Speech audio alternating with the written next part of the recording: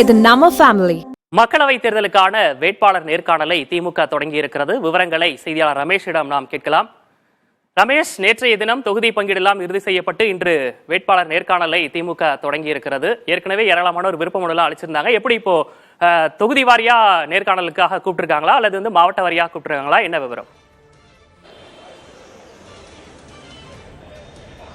விக்னேஷ், கிட்டத்தட்ட 2900க்கும் மேற்பட்டோர் விண்ணப்பம் செய்திருந்த நிலையில் தற்போது அனைத்து எம்பி தொகுதிகளுக்கும் ஒரே நாளில் நேர்காணல் நடைபெற்று வருகிறது. நீங்கள் பார்க்கலாம், பல்வேறு மாவட்டங்களைச் சேர்ந்த அந்த பணம் கட்டியவர்கள், விருப்ப மனு செய்தவர்கள் நீண்ட வரிசையில் இருக்கிறார்கள். தற்போது பாத்தீங்கன்னா கன்னியாகுமரி, தர்மபுரி, கடலூர் எம்பி தொகுதிகளுக்கான நேர்காணல் நிறைவடைந்திருக்கிறது. அடுத்ததாக சேலம், கள்ளக்குறிச்சி ஆகிய எம்பி தொகுதிகளுக்கான நேர்காணல் தொடங்கி நடைபெற்று வருகிறது. கட்சியுடைய தலைவர் ஸ்டாலின், பொருளாளர், பொதுச் செயலாளர் ஆகியோர் பல்வேறு கேள்விகளை கேட்டு வருகிறார்கள். நீங்கள் கட்சியில் பணியாற்றிய ஆண்டுகள் எத்தனை, அதே போல கட்சிக்காக நீங்கள் எத்தனை போராட்டங்களில் கலந்து கொண்டீர்கள் என்பன போன்ற, அதே போன்ற கூட்டணிக்கு இந்த தொகுதி ஒதுக்கீடு செய்தால் நீங்கள் பணியாற்ற வேண்டும் என்பன போன்ற பல்வேறு கேள்விகள் கேட்கப்பட்டு வருகின்றன. தற்போது பார்க்கலாம், பல்வேறு மாவட்டங்களைச் சேர்ந்த எம்பிக்கள், குறிப்பாக பாத்தீங்கன்னா எந்தெந்த மாவட்டத்தில் எம்பி அமர்றாங்களோ அவங்களோடு அந்த மாவட்ட செயலாளர்களும் அந்த தொகுதியைச் சேர்ந்த நிர்வாகிகளிடமிருந்தும் கருத்துக்கள் கேட்கப்படுகின்றன.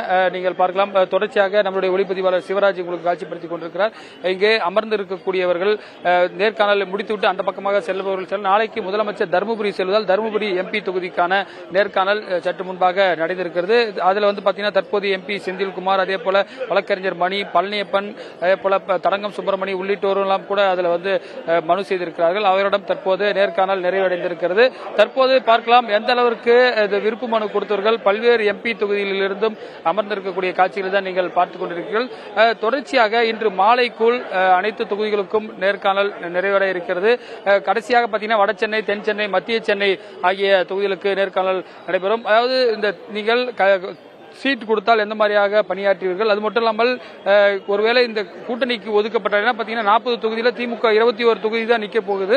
ஆனால் மற்ற தொகுதிகள் கூட்டணிக்கு ஒதுக்கப்படும் பட்சத்தில் கூட்டணிக்காக நீங்கள் வேலை செய்ய வேண்டும், யாரை வேட்பாளராக நிறுத்தினாலும் நீங்கள் பணியாற்ற வேண்டும் என்பன போன்ற விஷயங்கள் கேட்கப்பட்டு வருகின்றன. தற்போது நேர்காணல் முடித்தவர்கள் வெளியே வரக்கூடிய காட்சிகளை நம்மால் பார்க்க முடிகிறது. தொடர்ச்சியாக இந்த நேர்காணலில் தற்போது பல்வேறு மாவட்டங்களைச் சேர்ந்த, குறிப்பாக டெல்டா மாவட்டங்களைச் சேர்ந்தவர்களும் கூட மனு கட்டி இருக்கிறார்கள். அவர்களும் தற்போது இங்க நேர்காணலுக்கு அமர்ந்திருப்பதை நம்மால் பார்க்க முடிகிறது.